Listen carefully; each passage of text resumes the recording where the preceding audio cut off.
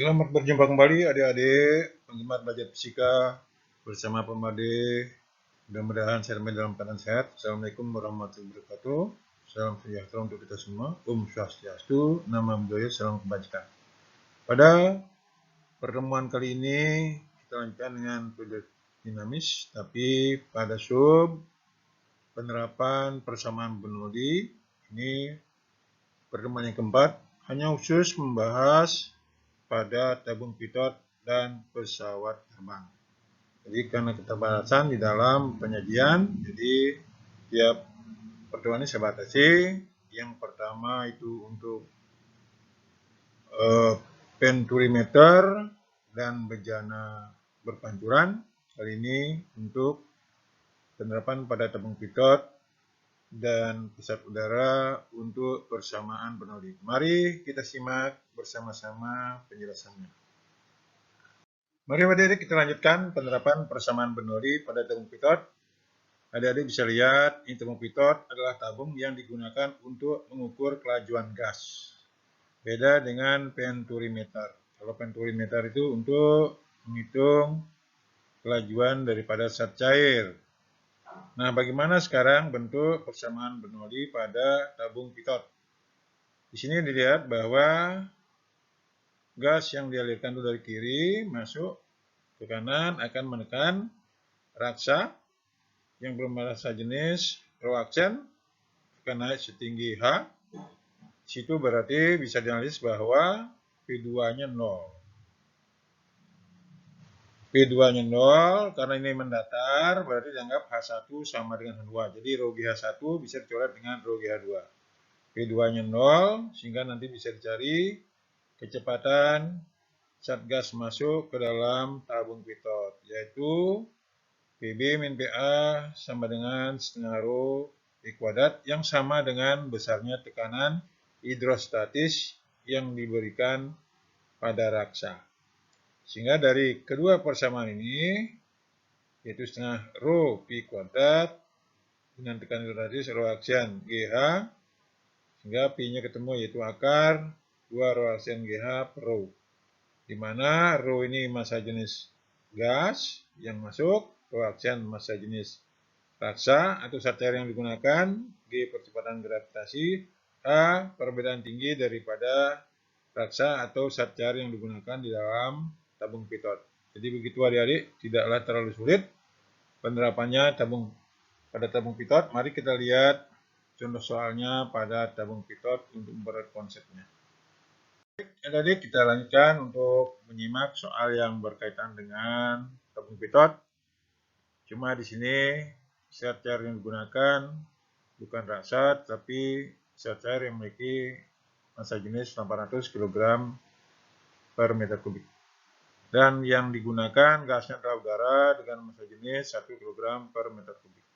Nah, di sini lihat bahwa perbedaan tinggi zat cair di dalam tabung yang kecil tadi adalah 25 cm.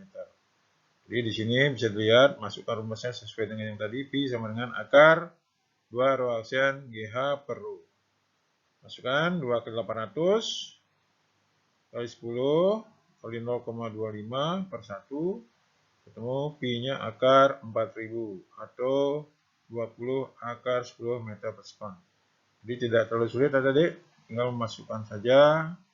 Yang penting memahami mana yang massa jenis gasnya, mana zat cair untuk menentukan tekanan hidrostatisnya. Mari kita lanjutkan pembicaraan kita penerapan Bernoulli pada pesawat terbang. Selamat menyimak. Baik, adik-adik, kita lanjutkan bagaimana penerapan persamaan Bernoulli pada pesawat terbang. Adik-adik harus memahami bahwa pada pesawat terbang ini bekerja 4 jenis gaya. Yang pertama yaitu gaya berat, kemudian gaya angkat, kemudian gaya dorong oleh mesin, kemudian gaya gesekan yang arahnya berlawanan dengan arah gerakan.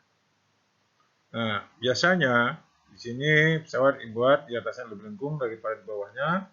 Maksudnya supaya kecepatan udara di atas pesawat lebih besar daripada di bawah pesawat. Sehingga tekanan di bawah pesawat lebih besar daripada di atas pesawat. Nah, dari bisa lihat dalam kasus pesawat ini, H1 nanti dianggap sama dengan H2. Jadi perbedaan tekanan itu disebabkan nanti oleh kecepatan udara yang ada di atas dan di bawah pesawat. Baik adik-adik, kita lanjutkan untuk menyimak soal-soal yang berkaitan persamaan doi dengan pesawat terbang. Selamat menyimak. Baik adik-adik, kita lanjutkan contoh soal penerapan persamaan doi pada pesawat. Ini ada sebuah pesawat dilengkapi dengan 2 sayap masing-masing seluas 40 meter persegi, sehingga nanti luas totalnya adalah 2 kali. Jika kelajuan aliran udara di atas sayap 250 meter per sekon dan kelajuan udara di bawah sayap adalah 200 meter per sekon, tentukanlah gaya angkat pada pesawat tersebut. Anggap kerapatan udara 1,2 kg per meter kubik. Nah, tadi sebelumnya sudah dijelaskan bahwa besarnya perbedaan tekanan di bawah dengan pesawat, yaitu besarnya adalah setengah rho P2 kuadrat min P1 kuadrat, di mana P1 itu kecepatan udara di bawah pesawat, P2 adalah kecepatan udara di atas pesawat. Sehingga perbedaan tekanannya menjadi setengah rho P2 kuadrat min P1 kuadrat. Dari konsep tekanan bahwa tekanan gaya persamaan luas, sehingga gaya angkatnya menjadi delta F sama dengan setengah rho P2 kuadrat min P1 kuadrat kali luas penampang sayap. Sehingga tinggal masukkan harganya. Jadi gaya angkatnya adalah setengah rho P2 kuadrat min P1 kuadrat kali A.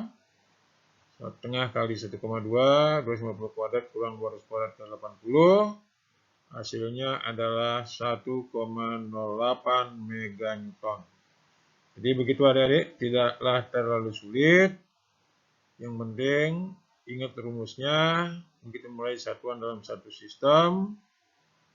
Ingat dalam pesawat ini H1 dianggap sama dengan H2, sehingga nanti bisa dicoret, sehingga perbedaan tekanan antara bawah dan atas pesawat bisa kita cari. Kemudian gaya angkat bisa pula kita cari dalam soal-soal. Baik adik-adik, untuk memperkuat pengurusan tentang persamaan Bernoulli, kerjakanlah 2 soal berikut. Sampai di sini untuk penerapan persamaan Bernoulli pada tabung pitot dan pesawat udara. Mudah-mudahan adik-adik mengerti.